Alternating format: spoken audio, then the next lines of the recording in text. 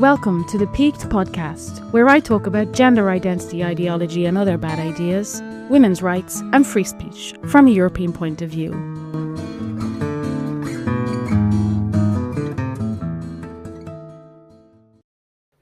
Hi Rona, hi L Squad. Both of you are in Germany, both of you getting ready for tomorrow's self-ID apocalypse, which has been an ongoing saga for a long time now, but it's going to culminate tomorrow in the adoption of the self-ID law.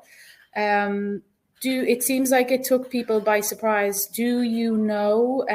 First of all, sorry. By the way, you're Squad. You're in Berlin with Frauensprechen, and yes. Rona, you're left Frauensprechen still, or you? Yes. One of them is like, let women speak, please, and the other one is like, women are just speaking, don't care what you think. Very good. Exactly. Yes. Well, I'm going to Dublin tomorrow night. The only reason I'm not coming to join you in Berlin tomorrow is I'm going to Dublin tomorrow night because on Saturday we have a Kelly J. Keane style event, and it's actually called Women Are Speaking. So it's basically Frauensprechen. So they've also gone that way. So tell me, what's been going on in the last few days in Germany? Rona, would you like to start? Yes, we had a very, very short time last week, end of last week. I had a leak. A woman told me that she heard from a trans activist that the self-ID law will come to parliament in this week or in the coming 2 weeks. And I looked into the schedule of the Bundestag and didn't find it. So I said, no, there is nothing. I can't really believe it. I think they are lying. But another woman, another TERF said, okay, it doesn't matter. We start and launch a letter campaign that we write on to the politicians again. Mm-hmm.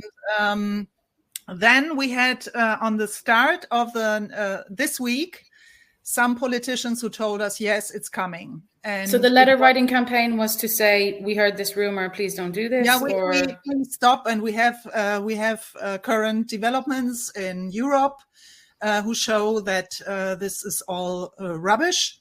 In the Dutch parliament, they don't do it. In the Swedish parliament, they don't do it. Why do you do it? And we see from lay trans in Spain that it doesn't work because they always say, "Oh, in any other country it works." International best practice, yeah. There's no problem, and this is not true. And so we launched a letter together and published it on the website of Lass Frauen sprechen. And said to other women and also men that they should write to their, how do you say, representatives in parliament, especially from FDP, which are the liberals, and SPD, which are the socialists, because both parties have problems at the moment. They are going down. The statistics show that the electors don't want to elect them anymore, and that they have to do something to have more people vote for them again. So you were saying, make the argument that ditching this weird and unpopular idea might give you some might help your chances with the voters. Okay, I see. So that so you did this letter. It leads to Germany being isolated in Europe. Yeah, okay, it's a good argument. Other countries are much further going, and Germany will be isolated with its politics. And so you did this letter writing campaign, and then somebody confirmed that yes, indeed, we're going to vote on Friday. Or sorry, the vote, or it's a done deal. It's just going to get adopted on Friday. Yeah, we didn't really know it at the beginning of the week. They said, okay, it only comes to parliament. And then some politicians said, okay, it will be the Abstimmung. They will vote for it if it comes or if it doesn't come. And now we know that they will decide it tomorrow. They will decide it, so they will vote, but they won't necessarily. Yesterday they had a meeting from the family, wie heißt das, Familienausschuss, the family syndicat, like well, board. If you board something, okay, it's a group who is talking about family politics, family laws, and it was only in this group, not in the medicine group or in the law group. It was only you mean in the committee group at the end, the parliamentary committee. Yes. Okay. And yesterday they had a meeting and decided that they will bring it to Parliament, and that all that were there were voting for this law, that this law is okay. It's a done deal. It's going to pass.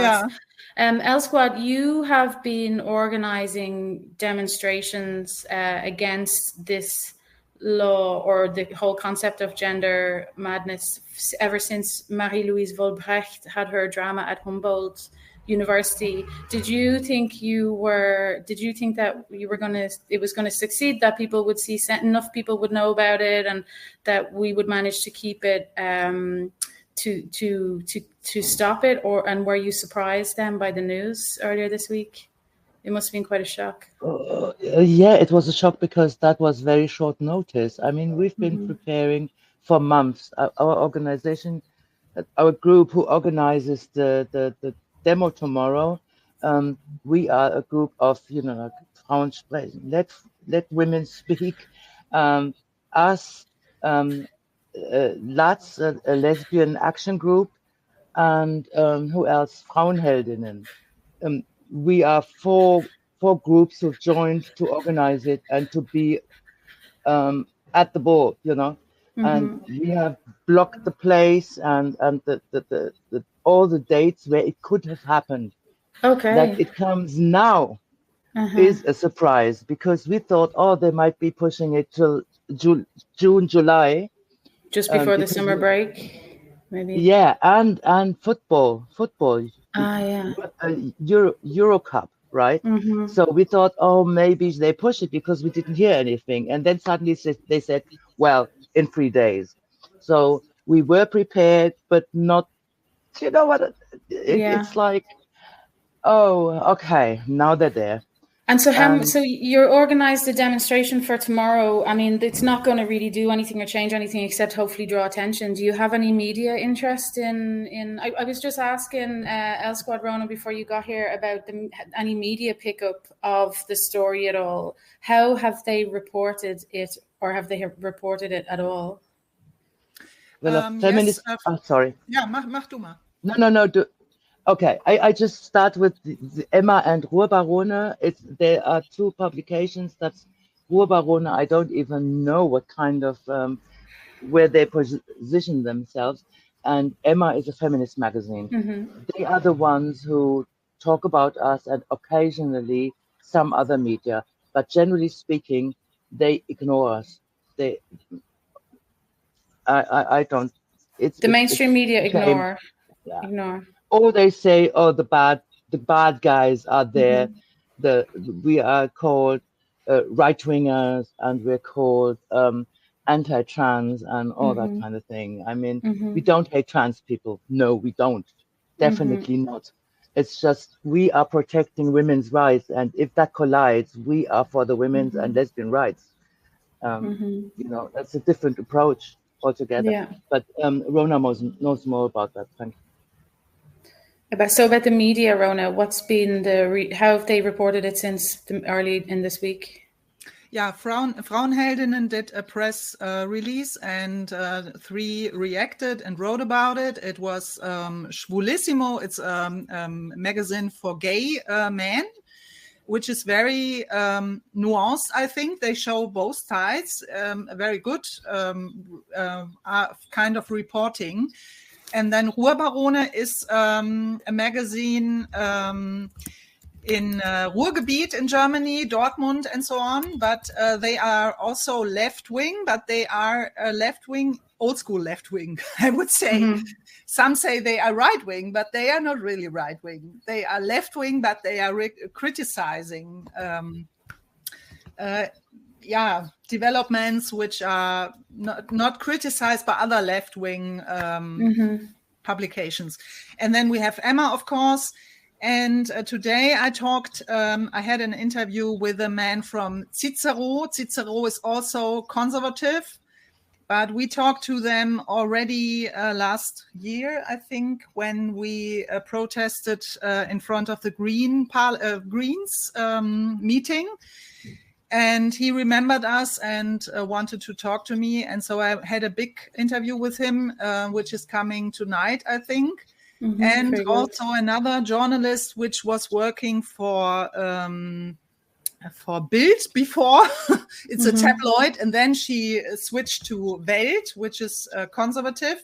And now she switched to News, which is right again. They say right-wing conservative, but they have some very good journalists there, and who also do investigative journalism. And so I had a bit talk with her about it, and she also brings a story, I think, this evening or tomorrow.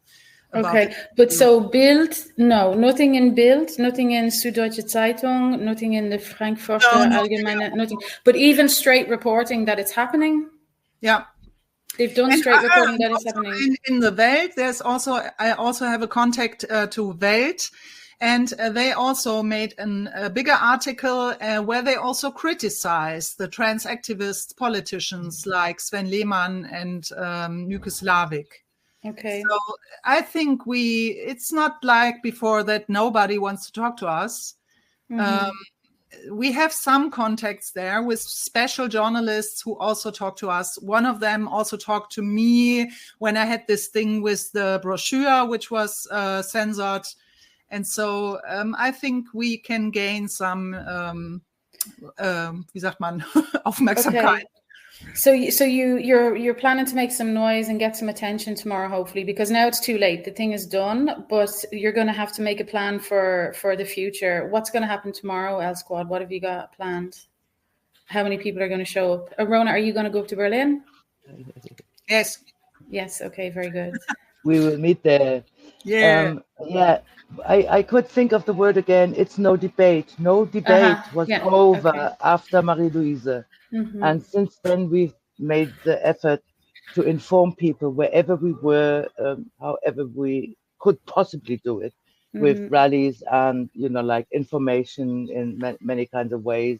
Websites, Let Women Last Frauen sprechen, has got a brilliant website where you get all the information you need. So I'm only a little, like a tiny little player here in Berlin, more or less. How often do you have your demonstrations? Sorry, just so I understand what kind of... Once we started last year once a month, and we were outside, and now because of winter and because now there's a demonstration anyway, and against the self-ID, I said, okay, we do it digitally.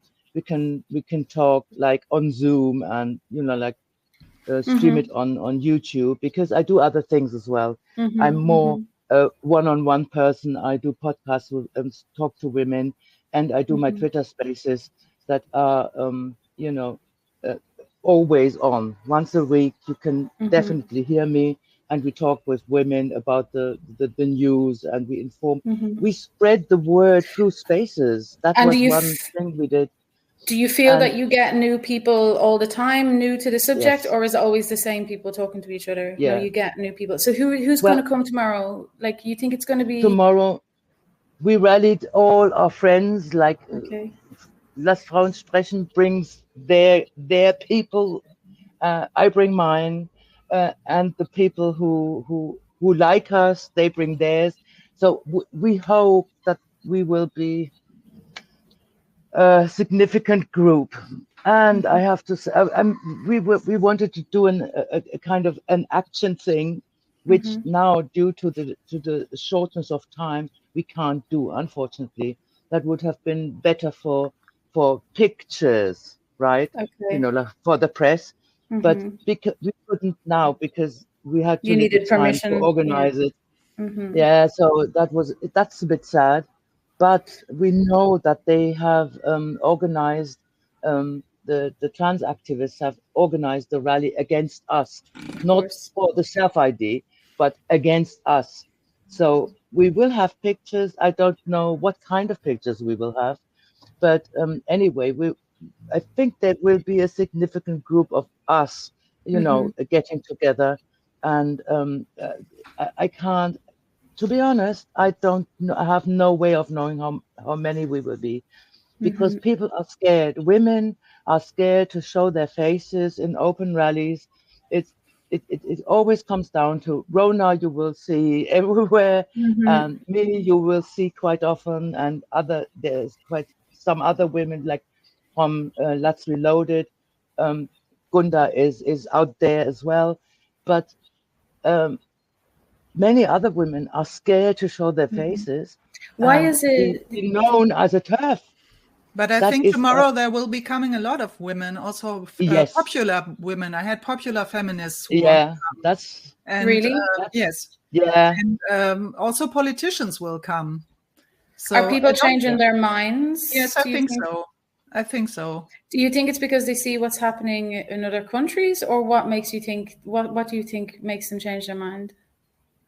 Two reasons. That might be one reason, and the other one is we have been working our butts off. That's what happened, right? I mean, honestly, which argument do you think? Which of your arguments do you think has won people over of all the crazy things about this movement? Children. I would and also what they did to us personally, I think. Also what they did to us personally. What they did to Marie, what they did to me, what they did to Montserrat, these police and law things. Right. People are very angry about it. I got a lot of calls and letters from people who said, how can they do it? Even people from the Catholic Church who said they will pray for me. Oh, wow. So you see, they are reaching the opposite of what they want to achieve. Yeah. People get angry when they see what they are doing to us. They have a very strong feeling of injustice. You have to go in the front. You have to show yourself. You have to go in this mess so that other people see what they are doing. And then other people also get angry or say, no, we don't want this. We don't want these people to have such a power in our society. So have you been spending a lot of time, Rona, like talking to people about what they've done to you? Because you've been through like hell this last couple of years. Do you spend a lot of time sharing your story, or do you focus on that just as much as you focus on like the issue, like the kids and the lesbian erasure and all that stuff? You talk a lot about what happened to you. Yeah, both things. I think. Also, I could have withdrawn and could have said, okay, I don't want to talk about it. I'm ashamed that they do this to me, and it's so embarrassing what they are doing to me. But I thought, okay, I do it like the other woman, like Kelly J. Keane or someone. I go to the front and show what they are doing to me and talk to press about it. And so they have a story, and they also want to follow the story. They still ask me, how is this going? Also with the brochure, with the children's brochure. And it's the best thing which can happen to us, that we have media coverage. Even if it's somehow embarrassing, but I don't think it's embarrassing for me, because I think it's embarrassing for them what they are doing. Yeah. Do you happen to know, Rona, what was it any of the reasons why now it was announced and why it's such short notice? And was there something that was holding it up? What were the changes to the draft bill that maybe made it more agreeable to the others to accept it, or what happened? Was it a timing issue? Why now? I think they had a lot of pressure from trans activists in the background. Okay. And the trans activists also achieved that it's worse again, that some things they changed before, they withdrew it again. And so it's one of the worst self-ID laws, I think, in Europe now. In terms of what's allowed? Yes. Yes. Parents can say which gender they want to have for their children from birth on. Jeez. And from the age of 5, children can say if they are fine with it. There's no really control, only the wie nennt man das Amt, wo das gemacht wird? Only the bureau where they go can say, okay, the child seems to be fine with it, so we do it. And from the age of 14, children or minors can say themselves that they want to change their gender. The parents have to say okay or not okay. But if the parents say it's not okay, then the minor or the adolescent can go to court, to family court. Jesus. Sorry, just to come back to that choose the gender of your newborn. I have seen evidence that that one of the demands of trans rights activists is to postpone the choosing of a child's gender. And that was originally an intersex related demand because, if you've got a child that's born with ambiguous genitalia, that you don't have to put M or F immediately, that you can, so I think that was born of an intersex demand. But now this sort of like expanded to say what, like the parents choose and then the kid confirms. It's like a crazy, like, what did you see any text or material that explained the justification for that? No, they don't justify it. They say everyone can feel their gender, I think. So they believe in it. Oh my God. Do you have any, what happened with you have to wait 15 months provision, the 15 months waiting time between changing from one to another or back again? Was that left out? Once a year. You can do it once a year in Germany. Okay, so you have to wait 12 months in between. You have to wait 12 months. But and did you ever... I think, as I understand it, before they said you have to change your name also, that the name fits to the gender identity. But now I think you don't have to change your name. So your name can be Suzanne, and you can say, okay, I'm male. Okay, you can. And they also put non-binary in. So I think this non-binary thing is also very important because we had a ruling last year where a woman wanted to chop off her breasts and wanted to get paid for it from the insurance. Mm-hmm. And she said she's non-binary. And the insurance said, no, we don't have this in our categories. We only have transgender operations. And so we don't pay for it.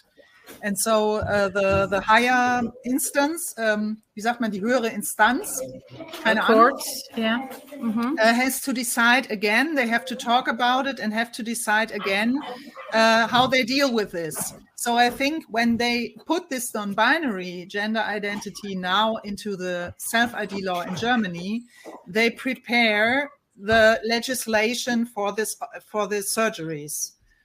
Okay. So that means that from now on, if you decide you're non-binary, you get an X, or you get, what are the choices? What can you go, I have to read it again. You can decide. You can decide if you want male, female, X, or nothing. I think so. I have to look again. Okay, so that's gonna. I think that I've heard here in Belgium that there is talk of, Belgium is a different situation really altogether because it's so progressive. But one of the arguments made about non-binary gender recognition in Belgium was that, but Germany's doing it now and our systems aren't going to recognize anymore. Or if people come, particularly in the European Commission, for example, if Germans go work in there and they've got this X, so for European integration, it doesn't work out. So I guess we're all going to have to introduce X now. So there's really going to be a domino effect of that. What else? So we've got the parents choose the gender, the 5-year-olds confirm it. You've got non-binary. You've got once a year. What's the other mad stuff? Yeah, they also had something before that the criminal officers can control if someone changes his or her gender if this person has a criminal history. Mm-hmm. So they said we have to check it if this person has a history of crimes, And afterwards, we say, okay, they can change their gender. We had a whole petition running for this from our nice liberal feminists who said this is too much untrust towards trans people. Oh my and this God. is discriminating. And now they deleted it. But so just to understand, was it in the past that the proposal was if somebody has a conviction, a criminal record for particular types of crimes, then they might be refused the gender change? Or were they saying like any crime committed means you're not a candidate because then you could get you could hide your criminal conviction? What was they didn't specify it. They said, okay, it's dangerous because some men could try to change their identity to hide their past. So if someone wants to change their gender recognition, we send this through all our offices, through all our registration offices, and everyone takes a look if there is a history of crimes or something like this. And afterwards, we delete the data. And this was this discrimination thing where they said this is discrimination and this is they don't trust us.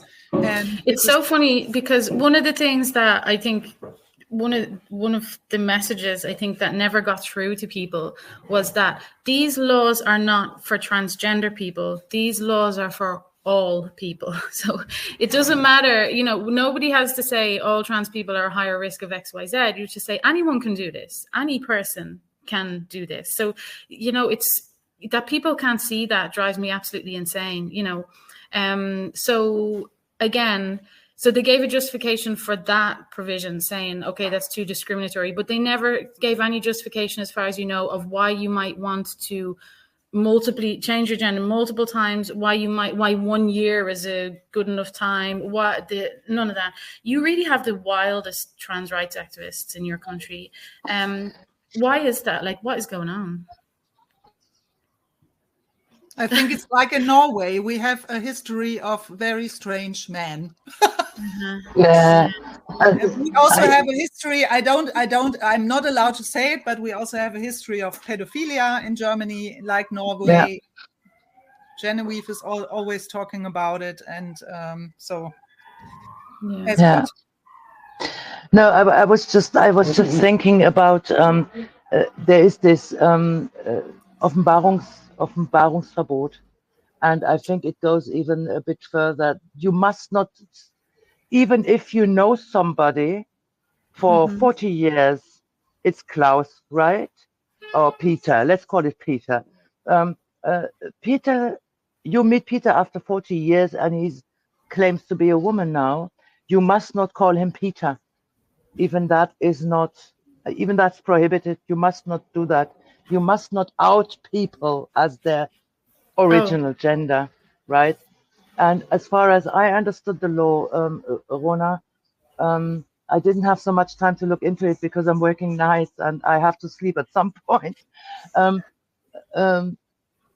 I seem to have understood that they don't want the police and all these structures to know that you have changed your gender. Yeah, it's forced outing. Yeah, that's what they're saying. It's a forced outing. Exactly. So if I rob a bank and they know it has been a woman, and I change my looks and I say I'm a man now, they will not be able to find me that easily, right? Because it would be because they don't want to out you, even though you're a bank robber. Exactly. That's exactly. Basically, that's what it will come down to. That's the problem. But it's much worse because you are also not allowed to do it in your own family.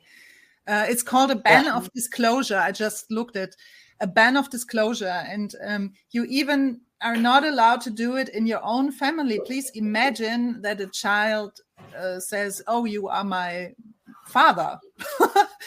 And we have some very crazy trans activists. One of them really said this in a video, that he would be fine with his child being punished for misgendering him and calling him father.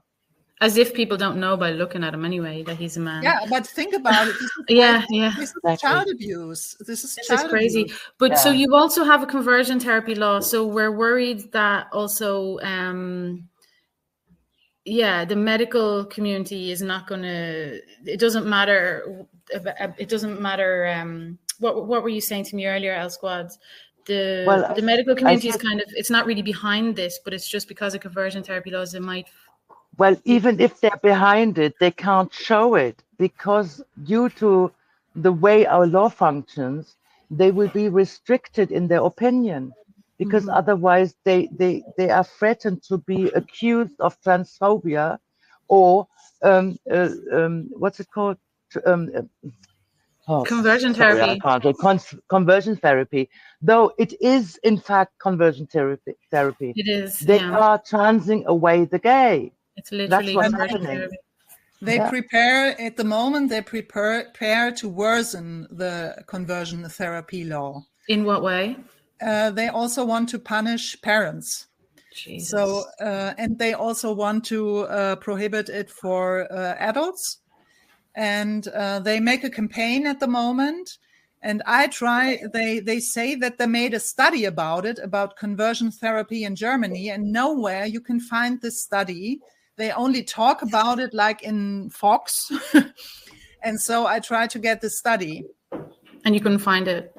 Yeah, we have this information, request law here in Germany, FOI, and so you can try to get it. But you know that's what happened everywhere else. You know that in Ireland they did a study. They found one guy. In France they found a couple of people. In Belgium they found nobody. You know, it's just blows my mind. I don't want to keep you much longer because I know, El Squad, you're working nights and you're very tired. And Rona, you're obviously in demand also. A couple of last questions, and then let's talk briefly about tomorrow. But hate speech law, is that on the way also, or does that exist already in Germany? Do you have that? Yeah, we have a slight direction to hate speech law. They are. I think it's not so. How do you say? It's not like in Scotland, for example, but we have some laws which go in this direction. We also have these strange registration offices here in Germany now, where everyone can report you like Stasi. Hey, you put a sticker with a woman is an adult human female somewhere. So you can register a hate crime. Yeah, you can register. You can register not a crime, but something you did which is below crime, and you can report this. This is like Stasi. Your neighbor can say, "Okay, this woman is thinking something I don't like." It's a non-crime hate incident, as they call it in the UK. Yeah.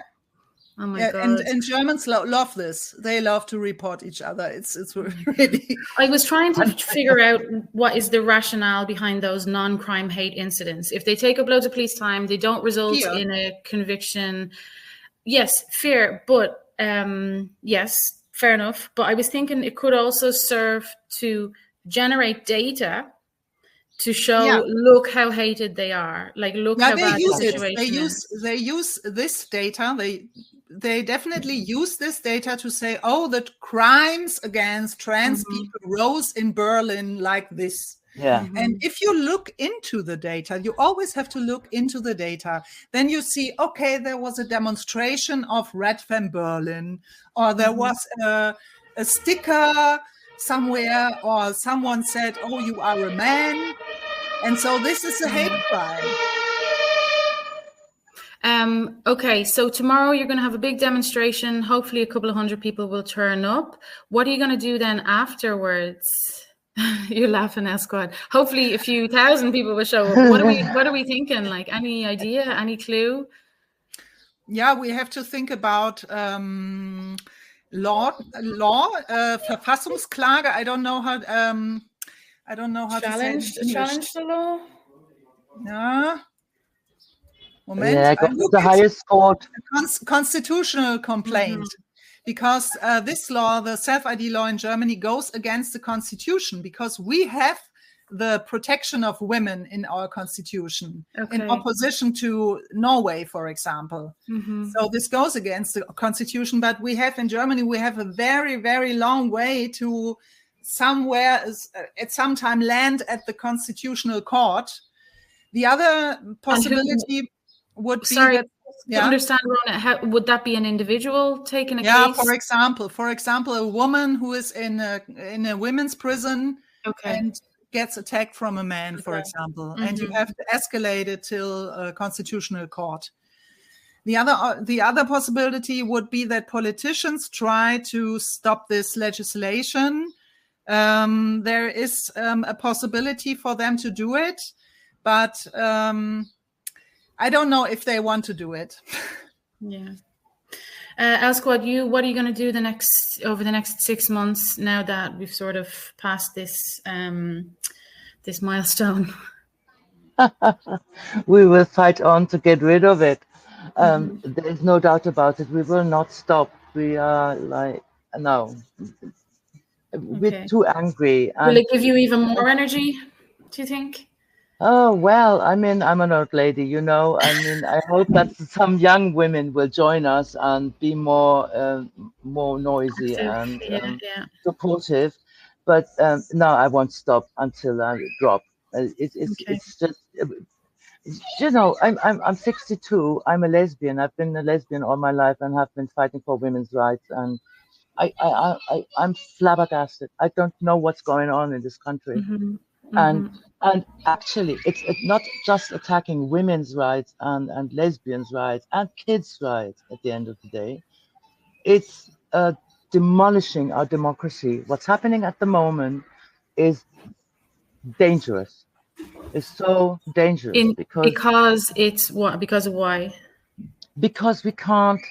If we allow them, the government, to put in place legislation that doesn't allow us to say what a woman is. I mean, this is very basic. Women, men, period. If you cannot say a man is a man, where do we end up? If we can get fined for saying you're a bloke, you are, 2 meters times 2 meters. And you've got muscles like a man, and you are fast like a man, and you are strong like a man, and you say you're a woman, and I cannot challenge that. I may not even talk about it. What does that mean for society? And I have an idea. I've been thinking. Sorry, go ahead. Yeah, no, No, I lost my thread. Okay, sorry. So I had an idea kicking around my head lately because I've been doing a lot of research into the origins of all this, and I would just like to leave you with this thought. There's evidence that not many men got gender recognition certificates in the UK when they became available. So you didn't require surgery and all that stuff. You know, it was kind of a self-ID light. Not many people availed of it. And then also I've been speaking a lot to a transvestite who was involved in the early movement in Ireland. And even though the transvestites that he knew campaigned heavily for self-ID in Ireland, not very many of them availed of it. So what I'm starting to think is, yes, self-ID is terrible and dangerous, but the men aren't even campaigning for it because they want it. They're campaigning for it to make a point. And I think that if the point is that no woman knows when she sees a man in her bathroom, in her public bathroom, whether or not he's got a self-ID, whether or not he's done the process, they don't care. You just get out of there. You think to yourself, well, if he has done the process, then I'd be rude by asking him. And if he hasn't done it, then he's a crazy person and I shouldn't engage with him. You know, like all these thoughts go through your head. So I think it was a little bit like they wanted people to look at them as legitimate. They want people to stop laughing at them. I think that's all these laws are about. Or what do you think, Rona? You're shaking your head. Because, I'm in a lot of groups for transgender women in Ireland on Facebook, and I pretend to be one of them, and none of them are getting self-ID. They're going into women's facilities. They're doing everything they want, but they're not getting the piece of paper. They don't need it anymore. What do you think about that, Rona? I think you still have too much empathy. No, I'm not. I have no empathy for them. I have no empathy for them. What I'm saying is they campaigned for this as a way to say to women, fuck you. The law says you have to let us do what we want. Yeah. But it wasn't because they were actually, I have no empathy for them at all. Okay. So I've asked trans the guys who call themselves transsexuals, the guys who pretend they're true transsexuals, I've said to them, all these transvestites that everyone knew they were transvestites back in the day and made no secret of it, that they were just cross-dressers and they were erotically driven or whatever. What did they want? If they don't want surgery, and they don't even want self-ID because they only want to be women half the week. They don't care about the M on their passport or their driving license. They just want to be able to go to work in fishnet tights half the week. What do they want? And I'm coming to the conclusion that they're using the force of the law to make us comply. Yeah, absolutely. I don't even think that you'll see a massive rise. There was a so Denmark was the first country in the EU. Sorry, it's probably a weird time to bring this up at the very end of the conversation, but Denmark was the first country in the EU to introduce self-ID. And then somebody from Leeds University, I think in the UK, did a study then to see, did it improve the lives of trans-identifying people? And the outcome of the survey was that the men who were already pretending to be women and had been doing so for decades were very happy that finally, the number of their social security number corresponded with their inner gender fields or whatever. But they were the only ones who really did it. All the cross-dressers, they didn't do it. They're just using it to get into our spaces. They're not even, you know what I mean? Exactly, but the way the law is done, I think you're probably right, because we will not say anything. People will not say and object to a man in the bathroom, because you never know, they might have a certificate and they might sue you. No, so they don't even need it anymore. It's just the power of the law existing will give them all the rights they need. Exactly. Because who would want to lose their male privilege with an M on your passport? Who wants to lose that, And I think that it's the idea is getting gender identity firmly fixed into the law is the idea. It's not, I think that they want to remove biological sex, replace it with this nebulous concept called gender identity. And they've taken every single avenue that you could possibly take and they've shoved it in there. But I don't know if you're going to see, I just think it's just going to make them bolder. This is like them saying, all of society has told you now that you have to stop laughing at us and that you have to be nice to us and that you have to let us into your changing rooms and fuck you because the law is on the books. Because the real life test, which is what transgender people, transsexuals had to do back in the day, you had to live for 2 years in the role of a woman. That meant going into women's changing rooms, etc., for 2 years. I mean, there has been de facto self-ID in many places for many years. I think I see these laws as just a massive fuck you to women. Absolutely. I mean, if you ask me, that's a different or a deeper conversation. I think is the backlash. Patriarchy is fed up with women being mouthy. They have found out that, or they realized that 20 years ago, we were more silent. I mean, we started acting up. We got more privileges. We got more rights that, like we're supposed to have as human beings, as women. And now they're fed up with us and they want to, do you know what I mean? This is take away any privileges. Yeah, a lot of men's rights activists see that we have too many privileges now, and that we got too powerful and too prominent. And honestly, not just the trans rights activists, the men generally. I'm talking patriarchy, and that's basically all men, the whole system. We could talk about that, but people, when they hear patriarchy, they say, "Oh, those, those women again." But I think it's basically deeper than what we see, what we're fighting for or about. It runs deeper, and I think what you just said, that that is it. It's like saying to the women, shut the fuck up. You've been too cheeky. Mm-hmm. Well, that's what because it is the conversion therapy laws and the hate speech laws are actually in a way a lot scarier, because whether a man has or doesn't have any certificate, saying to someone you're a fucking man is going to be a criminal offense. It's that's what's terrifying about it. Okay, any last words then before I let you go? Tomorrow, what time in Berlin and where? Oh, sorry, I'm getting a call. call. Go for it. Sorry. No. Tell me, is there any live stream we can watch? Yes, I will do a live stream as from 12:30, 1 o'clock on. Mm-hmm.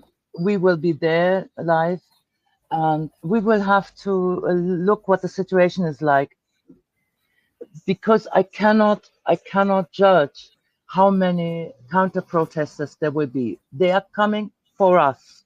They're not coming to support the idea of self-ID. They're coming for us. They're not coming to celebrate the legislation. They're coming to tell you to shut up again. Yeah, that's exactly. It. And so it will probably be wild.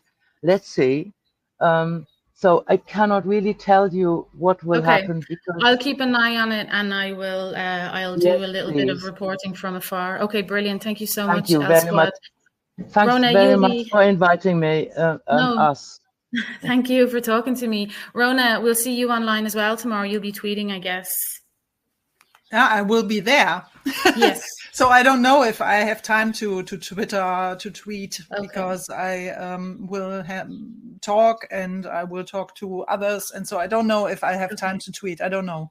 Okay. Because I only drive. I drive tomorrow and go back tomorrow, and so this is very stressful tomorrow. Yeah. Okay. Well, I'll try and keep track of things from over here, and try and draw a bit of attention to it as well. So well done, ladies, for all your work, and commiserations for the bullshit. But hopefully onwards and upwards. Let's just keep going, I guess. Yes. Okay. Thank you very much. I need to go. I'm asked to be somewhere else. Thank you very much. Bye. Bye-bye. Ciao, everyone. If you like my work, you can subscribe to my newsletter by going to peaks.substack.com and taking out a paid subscription.